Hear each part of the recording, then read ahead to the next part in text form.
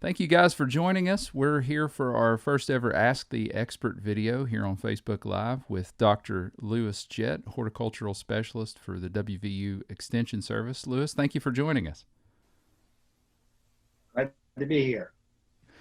We're going to dive right into some of the questions you guys have submitted to us on the Facebook page here. We'll start with Tiffany Ferguson, who seems to have an issue with the place she's hoping to grow her garden. Here's what she says. I bought a house last year and started a garden. Last year, a big area was just a swampy bog.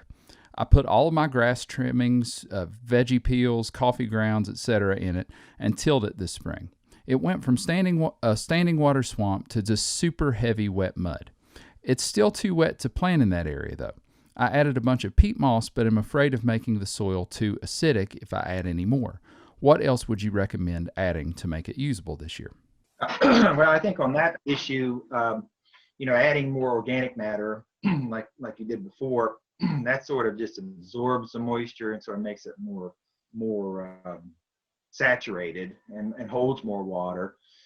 So the real issue here, I think, is to turn this site into a raised bed, to make a raised bed, and to either bring in new soil that you have from another part of your garden, or you can certainly manufacture your soil. And peat moss you mentioned earlier can be added. You can mix peat moss with compost and soil. I have a new publication coming out on creating a raised bed. There's so many different ways to create raised beds out of different materials. So I will, have that accessible to the gardeners fairly soon.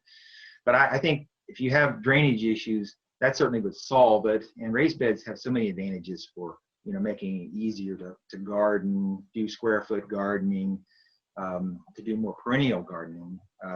It's well suited for that. If you didn't want to build a raised bed, then the other option would be to sort of manage the drainage by putting sort of drainage pipes or ditching it so that it drains a little better. But I think your best option at this point is to sort of reclaim the site by turning it into a permanent raised bed. So you mentioned that raised beds have some other benefits, including being able to grow things longer into the year. Is that right? Yes. Yeah, the raised beds, certainly keep the soil warmer because there's more surface area for the sun to warm the soil.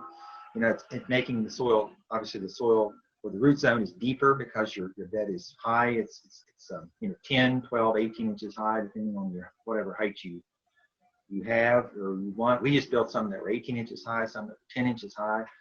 I wouldn't construct a raised bed if it was less than 10 inches. I think there's minimal advantages to that. But it would allow you to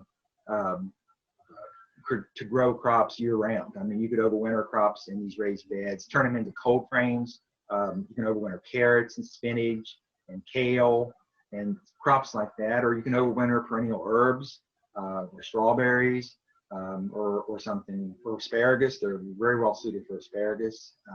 We're entering into asparagus season here now, so people are starting to think about it. But I think just for long-term planning, I would think about constructing a raised bed on the site.